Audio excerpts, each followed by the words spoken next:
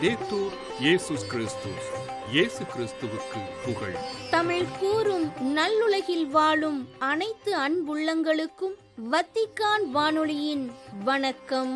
இறைவன் உங்கள் உள்ளத்தையும் இல்லத்தையும் தன் அன்பாலும் அருளாலும் அமைதியாலும் இன்றும் என்றும் நிரப்புவாராக.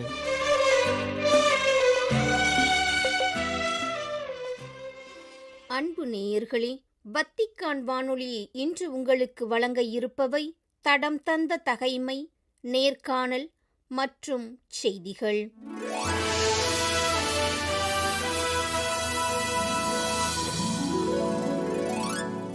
தடம் தந்த தகைமை. சாலமோனை அரசராக்கிய தாவீது.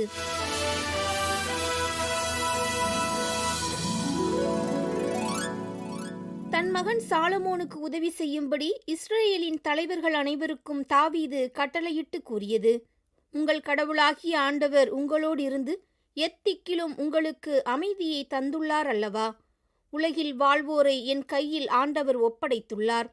ஆண்டவருக்கு முன்பாகவும் அவர் தம் மக்களுக்கு முன்பாகவும் உலக நாடுகள் அடக்கி வைக்கப்பட்டுள்ளன. இப்போது உங்கள் இதயத்தாலும் உங்கள் உள்ளத்தாலும் உங்கள் கடவுளாகிய ஆண்டவரை நாடுங்கள். நீங்கள் சென்று ஆண்டவரின் திருத்தலத்தை எழுப்புங்கள். ஆண்டவரின் பெயருக்கென எழுப்பப்படும் கோவிலுக்கு ஆண்டவரின் உடன்படிக்கை பேழையும் கடவுளின் எல்லா புனித கலன்களும் கொண்டு வரப்படட்டும் என்றார். தாவீது வயது முதிர்ந்து கிழவரான போது தம் மகன் சாலமோனை இஸ்ரேலுக்கு அரசனாக்கினார்.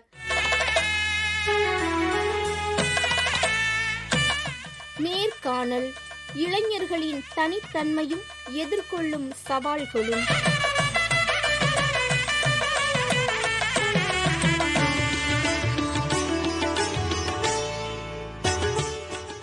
ஒரு நாட்டின் எதிர்காலத்தை சிறந்த முறையில் கட்டி எழுப்பும் சாதனங்களாக காணப்படுபவர்கள் இளைஞர்கள். இளைஞர்கள் ஒரு நாட்டின் ஆணிவேராக காணப்படுகின்றனர். விளையும் பயிர் முளையிலேயே தெரியும் என்ற பழமொழிக்கேற்ப ஒரு இளைஞன் நாட்டினுடைய வளர்ச்சிக்கு எவ்விதம் பங்காற்றுவான் என்பது அவனது நடவடிக்கைகளின் மூலமே அறிந்து கொள்ளப்படுகிறது. ஜூலை மாதத்தின் இறுதியில் இளைஞர்களுக்கான யூபிலியானது திரு அவையில் சிறப்பிக்க இருப்பதை முன்னிட்டு இன்றைய நமது நேர்காணலில் இளைஞர்களின் தனித்தன்மையும் அவர்கள் எதிர்கொள்ளும் சவால்களும் என்ற தலைப்பில் நம்மிடம் தனது கருத்துக்களை பகிர்ந்து கொள்ள இருப்பவர் அருள்பணி சந்தோஷ் குமார் அப்பு. தக்கலை மறைமாவட்டத்தை சார்ந்த அருள்பணி சந்தோஷ் அவர்கள் ரோம் தூய கிரகோரியன் திருப்பீட கல்லூரியில் கோட்பாட்டு இறையியலில் முதுகலை கல்வியை பயின்ற தந்தை அவர்கள் ரோமில் உள்ள தூய சலேசியன் திருப்பீட கல்லூரியில் இளைஞர் பணியில் முனைவர் பட்டம் பெற்றவர். இளைஞர்களுக்கான எழுச்சியூட்டும் கருத்துக்களை எழுத்து வடிவமாகவும் குரல் ஒளியாகவும் பகிர்ந்து வருபவர். ஏற்புடைய வாழ்விற்கான போராட்டம், இளையோர்க்கான வாழ்வியல் சிந்தனைகள் என்ற புத்தகத்தின் ஆசிரியர். தற்போது சென்னையில் உள்ள தூய திரு இருதய குருத்துவ கல்லூரியில் பேராசிரியராக பணியாற்றி கொண்டிருக்கும் தந்தை சந்தோஷ் அவர்களை எம் வத்திக்கான் வானொலி நேயர்கள் சார்பில் அன்புடன் அழைக்கின்றோம். வணக்கம் தந்தை சந்தோஷ் அவர்களே. இளைஞர்களின் தனித்தன்மைகள் பற்றி எங்களுடன் கொஞ்சம் பகிர்ந்து கொள்ளுங்களேன். அன்பானவர்களே, இளையோர் யார் என்னும் கேள்வி எழுவதுண்டு. உள்ளத்தில் இளமையாய் உணர்வோர் அனைவரும் இளையோரே என்னும் உளவியல் சார்ந்த வரையறை இருப்பினும் 16 வயது தொடங்கி 29 வயது வரையிலும் உள்ளவர்களையே இளையோர் எனலாம். இதையே 2017 வெளிவந்த இளையோர் மாமன்றத்திற்கான தயாரிப்பு ஆவணம் கூறியது. அப்படி பார்த்தால் இன்றைய இளையோர்கள் அனைவரையும் ஜென்சி என்னும் வயது பிரிவுக்குள் கொண்டு வரலாம். இவர்கள் 1996 முதல் 2009 வரையிலான ஆண்டிற்குள் பிறந்தவர்கள். இதற்கு பின்னர் பிறந்தவர்களை ஜென் ஆல்ஃபா என வகைப்படுத்துகிறார்கள். ஜென் இசட் அல்லது ஜென்சி தலைமுறைக்கென பல தனித்தன்மைகள் உள்ளன. அவற்றை நுண்கருவி பயன்பாடு மற்றும் பொருளாதார தாராளமயம் என்னும் 2 பரிமாணங்களை அடிப்படையாக கொண்டு விளக்கலாம். முதலாவதாக இவர்களை டிஜிட்டல் தலைமுறையினர் எனலாம். இவர்கள் திறன்பேசிகளின் காலத்தில் 10 வயதை அடைந்தவர்கள். ஆகையால் நுண்கருவிகள் அல்லது ஸ்மார்ட் காட்ஜெட்ஸ் மூலமாக உலகை நோக்கி பார்க்கிறார்கள். சமூகம், பொருளாதாரம், அரசியல், மதம் போன்றவற்றை பற்றிய புரிதல்களை அதன் வழியாக பெறுகிறார்கள். கல்வி கற்றல், நோய்கள் மற்றும் மருத்துவம் குறித்த தகவல்களை சேகரித்தல், உறவுகளை பேணுதல், புதிய உறவுகளை ஏற்படுத்துதல், அவர்களோடு உறவாடுதல், தகவல்களை பரிமாறுதல், பாசத்தை வெளிப்படுத்துதல் என அனைத்தையும் அதன் வழியாகவே செய்கிறார்கள். நட்பும் காதலும் பெரும்பாலும் அதிலே உருவாகிறது, ஒன்றில் வளர்கிறது, இல்லை என்றால் தேய்கிறது. இன்றைய தலைமுறையினரின் பண்புகள், குறிப்பாக நுண்கருவிகள் மற்றும் சந்தை பொருளாதாரத்தின் தாக்கம் பற்றி எங்களுக்கு கொஞ்சம் எடுத்துரைக்க முடியுமா? நுண்கருவிகளின் தாக்கம் அதிகம் இருப்பதால் அதனுடைய தாக்கமும் வாழ்வில் ஏற்படுகிறது. இத்தலைமுறையினரின் பெற்றோர் 1992 கொண்டு வரப்பட்ட புதிய பொருளாதார திட்டத்திற்கு பிந்தைய அரசியல் பொருளாதார சூழலில் வாழ்கிறார்கள். இந்தியாவின் பிரதமராக திரு பி நரசிம்மராவ் 1991 பதவியேற்ற போது அவரது அமைச்சரவையில் திரு மன்மோகன் சிங் அவர்கள் நிதி அமைச்சராக அங்கம் வகித்தார். அவர் இந்தியாவின் பொருளாதாரத்தை புதிய திசையை நோக்கி நகர்த்தினார். அதுவரை இந்தியாவின் பொருளாதார கொள்கைகள் சமவுடைமையை மையப்படுத்தியதாய் இருந்தது. அதாவது அரசின் திட்டங்கள் அனைத்தும் எல்லா மக்களையும் சமமாக பாவிக்கும் நிலைக்குள் இருந்தது. இதன் அடிப்படையில் கல்வி, மருத்துவம், தொழிற்சாலைகள், நிறுவனங்கள், போக்குவரத்து துறைகள், வேலைவாய்ப்புகள் என அனைத்தும் அரசே நடத்தும் விதத்தில் அமைந்திருந்தன. இதில் குறைபாடுகள் இருந்தன, வறுமையும் நிலவியது. இக்குறைகளை போக்க சந்தையை மையப்படுத்திய பொருளாதார திட்டம் முன்வைக்கப்பட்டது. இது தாராளமயமாக்கம், உலகமயமாக்கம் மற்றும் தனியார் மயமாக்கம் என விரிந்தது. இம்மாற்றமானது மக்களின் வாழ்க்கை முறையை மாற்றியமைத்தது. ஒவ்வொரு மனிதரும் தத்தமது வாழ்க்கையை தங்களது முயற்சிகளால் அமைத்துக் கொள்ள வேண்டும் என்னும் நிலை உருவாகியது. கல்வி, மருத்துவம் என அனைத்தையும் தங்களது பணத்தால் கவனித்துக் கொள்ள வேண்டும். தொழில்களை உருவாக்குவதும் வேலையை தேடுவதும் தனிநபரின் பொறுப்பாக மாறியது. இதன் வழியாக மக்கள் மத்தியில் சமூக உணர்வும் கூடி வாழ்தல் இயல்பும் குறைந்தது. தன்னை மையப்படுத்தியதாக வாழ்வு உருமாறியது. பொதுநலன் குறைந்து சுயநலன் மேலோங்கியது. இவர்களால் வளர்க்கப்பட்ட பிள்ளைகள் இன்று தன்னை மையப்படுத்தியவர்களாகவும் சுய வளர்ச்சியில் அதிகம் அக்கறை கொண்டவர்களாகவும் மாறிவிட்டார்கள். ஆங்கிலத்தில் இது இண்டிவிஜுவலிசம் என்கிறார்கள். மேலும் பல காரணிகள் இருப்பினும் மேற்கூறிய இரண்டின் அடிப்படையில் இன்றைய தலைமுறையினரின் பண்புகளை வகைப்படுத்தலாம். முதலில் நுண்கருவிகளின் தாக்கத்தை பற்றி பார்க்கலாம். இன்றைய காலத்தை பற்றி ஹைப்பர் மார்க்கெட் போல ஹைப்பர் அவேர், ஹைப்பர் கனெக்டட் என்று சொல்கிறார்கள். அதாவது உச்சங்களின் காலம், மேல அதுக்கும் மேல என்னும் நிலை உருவாகி உள்ளது. உச்சமானது உறவுகளின் அடிப்படையில் பேச வேண்டும் என்றால் சமூக ஊடகங்கள் வழியாக எப்போதும் இணைப்பில் இருக்கும் இளையோர்கள் அதே வேளையில் தனிமைப்படுத்தப்பட்டதாகவும் ஒதுக்கப்பட்டதாகவும் கண்டு கொள்ளப்படாததாகவும் உணர்கிறார்கள். இக்காரியத்தில் திரு அவையால் பெரும்பணி செய்ய முடியும். இரண்டாவதாக, தங்களை ஏற்று அங்கீகரித்து அவர்களுக்கான அடையாளத்தை ஏற்படுத்தும் சமூக உறவுகளுக்காகவும் சிறு குழுக்களுக்காகவும் அவர்கள் இயங்குகிறார்கள். நுண்கருவிகளின்றி முகத்தோடு முகமாக பேசி அவர்களின் நிறைகளையும் குறைகளையும் கேட்கும் சமவயது குழுக்களுக்கான இயக்கம் இருக்கிறது. இதை பங்கு சமூகங்கள் ஏற்படுத்தி கொடுக்கலாம். மூன்றாவதாக, இன்றைய பெற்றோர்கள் பலரும் பிள்ளைகளுக்கு உறுதுணையாக இருக்க விரும்புகிறார்கள். ஆனால் அதற்கான திறன்களும் மதிநுட்பமும் இல்லை என்பது குறையாக பார்க்கப்படுகிறது. இதை போக்க பங்குதளங்கள் மற்றும் அன்பியங்களில் பல முயற்சிகளை மேற்கொள்ளலாம். நான்காவதாக, அரவணைப்பும் பாதுகாப்பும் கொடுக்கும் நிரந்தர அமைப்புகளுக்கான இயக்கம் இவர்களுக்குள் இருக்கிறது. நுகர்வு கலாச்சாரம், பயன்படுத்திவிட்டு தூக்கி வீசும் கலாச்சாரம் நுண்கருவிகளின் காலத்தில் மேலோங்கி இருக்கிறது. ஆகையால் அவர்கள் நிரந்தரமான பாதுகாப்பு கொடுக்கும் அமைப்புகளுக்காக இயங்குகிறார்கள். சிலர் காதல், திருமணம் என நிரந்தரமானவற்றை காண முயல்கிறார்கள். பங்குதளங்கள் இளையோரை அரவணைக்கும் நிரந்தர அமைப்பாக மாறலாமே. ஐந்தாவதாக, நிரந்தரமாக உணர்ச்சிகளை தூண்டும் போக்கு நுண்கருவிகளின் காலத்தில் ஏற்பட்டிருக்கிறது. ஒன்றன் பின் ஒன்றாக ஆசைகள் அலைமோதுகின்றன. எதிலும் மனதை குவிக்காமல் மனம் அலைகிறது. எதிலும் நிறைவு கொள்ளாத சூழல் ஏற்பட்டிருக்கிறது. நிதானமாக யோசித்து தீர்மானங்கள் எடுக்கும் நிலை அருகிவிட்டது. எப்போதும் ஏதாவது செய்து கொண்டிருக்க வேண்டும். அது தொந்தரவுகளாக, மனத்தை குழப்புவதாக, சிந்தனையை மழுங்கடிப்பதாக இருந்தாலும் கவலைகள் இல்லை.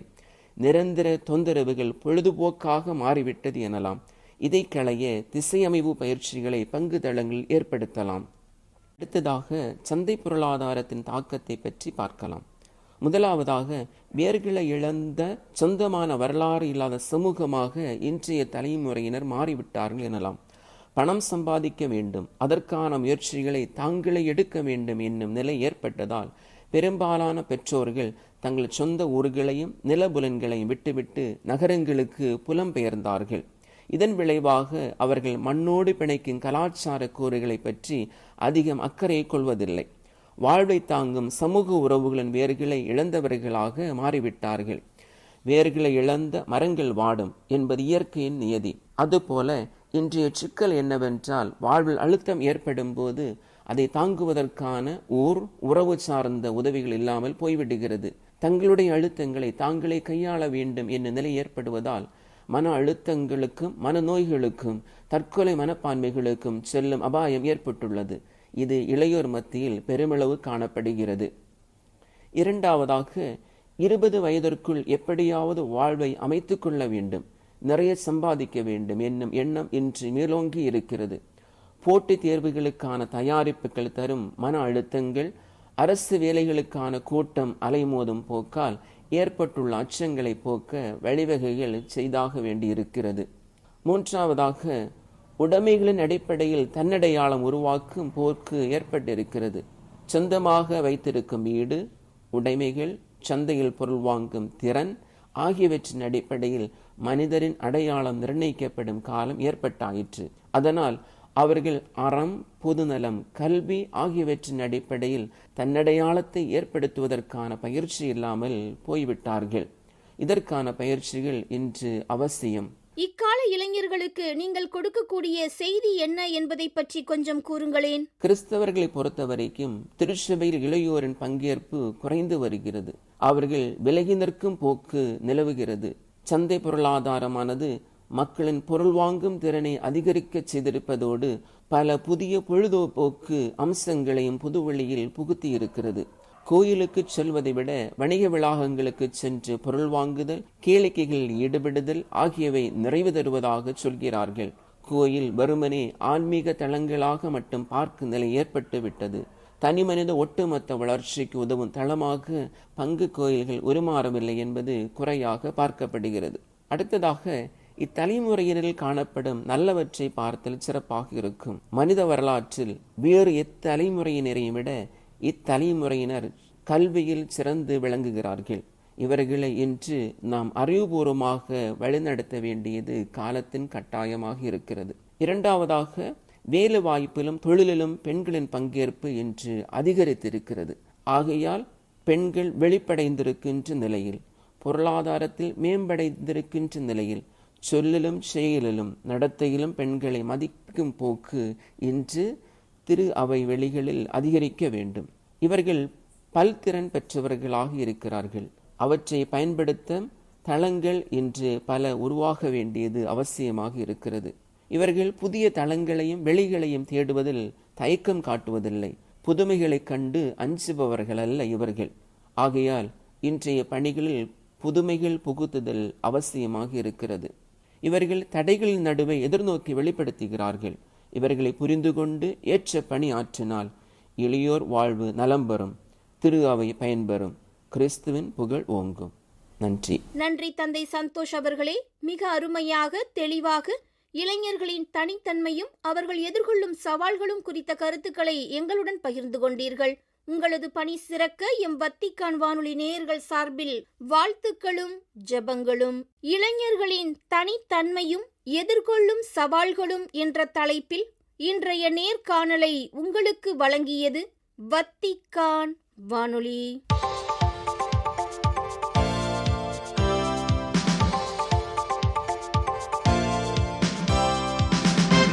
செய்திகள். நாம் இப்போது கொண்டாடும் யூபிலி விழா நமது வயது என்னவாக இருந்தாலும் எதிர்நோக்கு என்பது நிலையான மகிழ்ச்சியின் பிறப்பிடமாக உள்ளது என்பதை உணர உதவுகிறது என்றும், நீண்ட ஆயுளில் அந்த எதிர்நோக்கும் நெருப்பால் தணிக்கப்படும் போது அது ஆழ்ந்த மகிழ்ச்சியின் ஆதாரமாக நிரூபிக்கப்படுகிறது என்றும் கூறியுள்ளார் திருத்தந்தை 14ஆம் லியோ. ஜூலை 27 ஞாயிறன்று கொண்டாடப்படவிருக்கும் உலக தாத்தா பாட்டி மற்றும் முதியோர் நாளை முன்னிட்டு நம்பிக்கை தளராதோர் பேறு பெற்றோர் என்ற தலைப்பில் ஜூலை 10 இவ்வியாழனன்று வழங்கியுள்ள செய்தி ஒன்றில் இவ்வாறு கூறியுள்ளார் திருத்தந்தை. நம்பிக்கை என்பது வயதுக்கு ஏற்ப நிலைத்து ஆழமடைகிறது. வாழ்க்கையின் சவால்களால் வடிவமைக்கப்பட்ட முதியவர்கள் நம்பிக்கை மற்றும் விசுவாசத்தின் வலிமை வாய்ந்த சாட்சிகளாக உள்ளனர். மேலும் அவர்கள் திரு அவை மற்றும் சமூகத்தின் வாழ்க்கையில் இன்றியமையாதவர்களாக உள்ளனர் என்றும் தனது செய்தியில் எடுத்துக்காட்டியுள்ளார் திருத்தந்தை. இந்தியாவின் மகாராஷ்டிரா மாநிலத்தில் மதமாற்றம் தொடர்பான குற்றச்சாட்டை தடுக்க ஒரு சட்டம் இயற்றப்படும் என்று அம்மாநில அரசு அறிவித்ததைத் தொடர்ந்து மத சுதந்திரத்தின் மீதான கட்டுப்பாடுகள் குறித்து கிறிஸ்தவ தலைவர்கள் கவலை தெரிவித்துள்ளதாக யூகான் செய்தி நிறுவனம் கூறியுள்ளது. கடுமையான மதமாற்ற தடை சட்டத்தை அறிமுகப்படுத்தும் திட்டம் குறித்து ஜூலை 9 அன்று அம்மாநில வருவாய்த்துறை அமைச்சர் சந்திரசேகர் பவன்குலே அவர்கள் மாநில சட்டமன்றத்தில் தெரிவித்ததைத் தொடர்ந்து கிறிஸ்தவ தலைவர்களிடமிருந்து இந்த எதிர்வினைகள் எழுந்துள்ளன.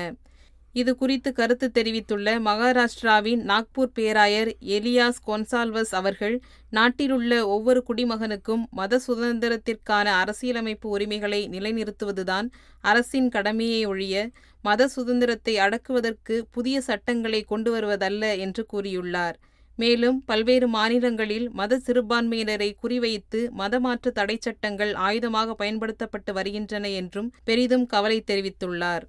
ஜூலை 10 இவ்வியாழனன்று வங்கதேசத்தில் உள்ள சிறுபான்மையினர் குழு நாட்டில் சிறுபான்மையினருக்கு எதிராக இடம்பெற்ற 2000க்கும் மேற்பட்ட குற்றங்களை அரசு கண்டும் காணாமல் விட்டுவிட்டதாக குற்றம் சாட்டியதாக தெரிவித்துள்ளது யூகான் செய்தி நிறுவனம்.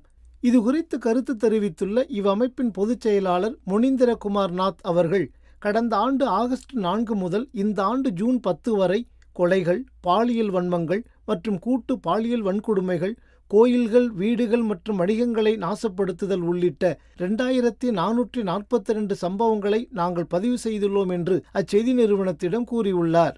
மேலும் கடந்த ஆண்டு அந்நாட்டின் முன்னாள் பிரதமர் ஷேக் ஹசீனா அவர்களின் ஆட்சி வீழ்ந்த பிறகு மத சிறுபான்மையினர் மீது குறிவைக்கப்பட்ட தாக்குதல்கள் குறித்து இந்து, பௌத்த, கிறிஸ்தவ ஒன்றிப்பு அமைப்பு கவலை தெரிவித்துள்ளதாக குறிப்பிட்டுள்ளது அச்செய்தி நிறுவனம். பிலிப்பீன்ஸ் நாட்டில் தொழிலாளர்கள் பெறும் ஊதியம் அவர்களது தேவைகள் மற்றும் அவர்களுடைய குடும்பத்தின் தேவைகளை ஆதரிக்க தேவையான குறைந்தபட்ச அளவுக்கும் கீழாகவே உள்ளது என பிலிப்பீன்ஸின் மணிலாவில் நடைபெற்ற ஆயர் பேரவையின் 130வது ஆண்டு நிறையமர்வு கூட்டத்தின் முடிவில் வெளியிட்ட அறிக்கை ஒன்றில் தெரிவித்துள்ளனர். இறைவாக்கினர் மீகா குறிப்பிட்டுள்ள நீதியை இக்கடிதத்தின் கருப்பொருளாக வலியுறுத்தியுள்ளனர் அந்நாட்டு ஆயர்கள். மேலும் துன்புறும் மக்களுக்காக, குறிப்பாக காசா மற்றும் உலக அமைதிக்காக இறைவேண்டல் செய்ய, நோன்பிருக்க, தியாகச் செயல்கள் செய்ய நம்பிக்கையாளர் அனைவருக்கும் அழைப்பு விடுப்பதாகவும் அவ்வறிக்கையில் தெரிவிக்கப்பட்டுள்ளது. அருள்பணித்துவ திருநிலைப்பாட்டின் 50ஆம் ஆண்டு நிறைவை ஒட்டி இலங்கை அரசு மற்றும் சமூகத்திற்கு கர்தினால் மால்கம் ரஞ்சித் அவர்கள் ஆற்றிய பங்களிப்பிற்காக அவரை கௌரவிக்கும் விதமாக அந்நாட்டு அரசு அஞ்சல் முத்திரை ஒன்றை வெளியிட்டுள்ளதாக யூகான் செய்தி நிறுவனம் தெரிவித்துள்ளது. ஜூலை 7 திங்களன்று கொழும்பில் இடம்பெற்ற அஞ்சல் முத்திரை வெளியீட்டு விழாவில் அரசு தலைவர் அனுரகுமார திசநாயக்க மற்றும் பிரதமர் ஹரிணி அமரசூரியா இருவரும் கலந்து கொண்டதாகவும் அச்செய்தி நிறுவனம் கூறியுள்ளது.